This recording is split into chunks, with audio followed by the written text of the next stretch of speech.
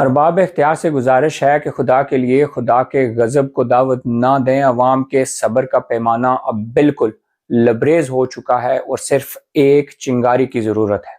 صرف ایک چنگاری کی ضرورت ہے۔ یہ عوام آپ کے گھروں میں گھسنے کے لیے تیار بیٹھی ہے۔ ان کے دلوں میں اس تمام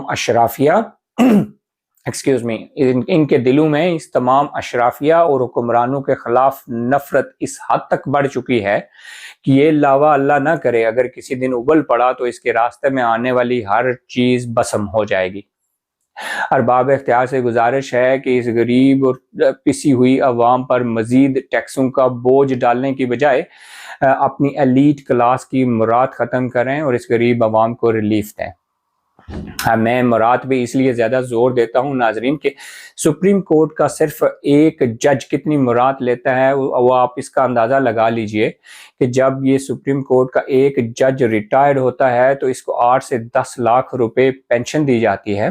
اس کے ساتھ ساتھ اس کو تقریباً 2000 منٹ فری کالنگ کے دیے جاتے ہیں۔ اس کے بعد اس کو 300 لیٹر پیٹرول یا ڈیزل مہینے کا مفت میں دیا جاتا ہے۔ اس کے بعد اس کو 2000 بجلی کے یونٹ بھی مفت میں دیے جاتے ہیں اور ایک ملازم گھر میں کام کرنے کے لیے دیا جاتا ہے جس کی تنخواہ گورنمنٹ اپنے خزانے سے دیتی ہے۔ اس کے بعد ایک ڈرائیور بھی فری میں دیا جاتا ہے اور ان صاحب کی حفاظت کے لیے 24 گھنٹے ایک سیکیورٹی گارڈ بھی تعینات ہوتا ہے جس کی تنخواہ گورنمنٹ کے خزانے سے جاتی ہے۔ یعنی یہ ساری مراد ایک ریٹائرڈ جج جب تک زندہ رہتا ہے وہ اس حرام خوری کو انجوائے کرتا ہے اور رج کے انجوائے کرتا ہے۔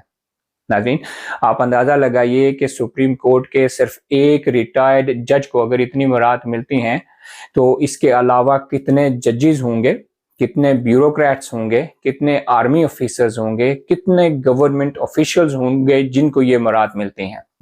اور یہ مراد اگر ان کی ویلیو کو کیلکولیٹ کیا جائے تو تقریباً billions and billions of dollars میں بنتی ہیں۔ اگر یہ مراد ختم کر کے اس کا ریلیف جو ہے وہ غریبوں کو دیا جائے تو حکومت کو یا ہمارے حکمرانوں کو ٹیکسز لگانے کی ضرورت نہیں پڑے گی۔ اور پھر ٹیکسز ہم دیں تو کس بات کے دیں؟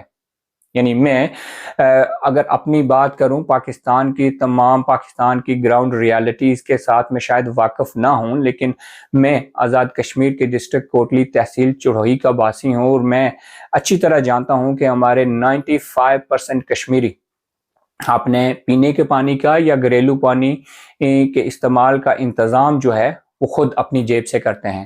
وہ اپنے گھریلو استعمال کے لیے جو گیس ہوتی ہے اس کا انتظام خود اپنی جیب سے کرتے ہیں۔ بجلی کی جو بھی ضروریات ہوتی ہیں وہ یا تو سولر سسٹم سے پوری کرتے ہیں یا یو پی ایس اور دوسرے ریسورسز سے پوری کرتے ہیں، چونکہ گورنمنٹ جو بجلی پرووائڈ کرتی ہے اس کی وولٹیج اتنی کم ہوتی ہے کہ یقین مانیں سم ٹائم موبائل کی لائٹ آن کر کے دیکھنا پڑتا ہے کہ بلب کہاں پہ جل رہا ہے۔ اور اس پر ظلم یہ کہ اگر کہیں آپ کا ٹرانسفارمر خراب ہو جائے، یقین مانے ہم نے بھی کئی بار جب ہمارے گاؤں کا محلے کا ٹرانسفارمر خراب ہوا تو ہم نے اپنی جیب سے پیسے ڈال کر وہ ٹرانسفارمر ٹھیک کروایا۔ گورنمنٹ اس سلسلے میں آپ کی کوئی ہیلپ نہیں کرتی ہے۔ ناظرین یہ میں اس خطے کی بات کر رہا ہوں، اس آزاد کشمیر کی بات کر رہا ہوں جس کے ریسورسز سے تقریباً 3000 میگا واٹ بجلی بنائی جاتی ہے اور اس خطے کی کل ضرورت جو ہے وہ صرف 400 میگا واٹ ہے، لیکن اس کے باوجود یہ خطہ اندھیروں میں ڈوبا رہتا ہے۔ Excuse me.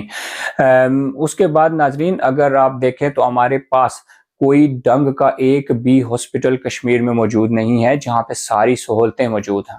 جب ہم میں سے کوئی بیمار ہوتا ہے تو یا تو ہم پنڈی، اسلام آباد اور لاہور کا رخ کرتے ہیں یا پھر کسی پرائیویٹ ہاسپٹل میں جا کر اپنی کھال جو ہے وہ اتروا لیتے ہیں۔ ہمارے 80% بچے پرائیویٹ سکولوں میں پڑھتے ہیں چونکہ گورنمنٹ سکولز میں نہ تو معیاری تعلیم ہے اور نہ ہی وہاں پہ بنیادی سہولیات موجود ہیں۔ ہمارے گاؤں محلے کی سڑکیں ہم لوگ اپنی جیب سے پیسے دے کر پکی کرواتے ہیں، اور جو مین روڈز ہیں جن پر گورنمنٹ کو کبھی کبھی ترس آ جاتا ہے 10 سالوں میں ایک بار، اگر وہ بنا بھی لیتے ہیں تو ان کی حالت اتنی خستہ ہوتی ہے کہ سم ٹائمز مریض کو اگر آپ ہسپتال لے کر جا رہے ہیں تو بہت سارے لوگ راستے میں ہی اللہ کو پیارے ہو جاتے ہیں۔ ناظرین اس کے علاوہ آپ اندازہ لگا لیجئے کہ ہمارے کشمیر میں نہ تو کوئی انٹرنیشنل لیول کا ایئرپورٹ ہے، نہ ہی نیشنل لیول کا کوئی ایئرپورٹ موجود ہے۔ ہمارے کشمیر میں نہ ہی کوئی انٹرنیشنل لیول کا اور نہ ہی کوئی نیشنل لیول کا سپورٹس گراؤنڈ موجود ہے۔ ٹرام نیٹ ورک ہے، ٹرین کا کوئی نیٹ ورک ہے، ٹرام ہے، کوئی میٹرو ہے، کوئی اورنج ٹرین ہے، کوئی ML1 کا منصوبہ ہے، اور نہ ہی کوئی گرین بسیز کا منصوبہ موجود ہے۔ جب ہمارے پاس کچھ بھی موجود نہیں ہے، ہمارا اور ہمارے بچوں کے مستقبل کی کوئی ضمانت، کوئی گارنٹی ہی نہیں ہے، تو پھر ہم ٹیکس کیوں دیں؟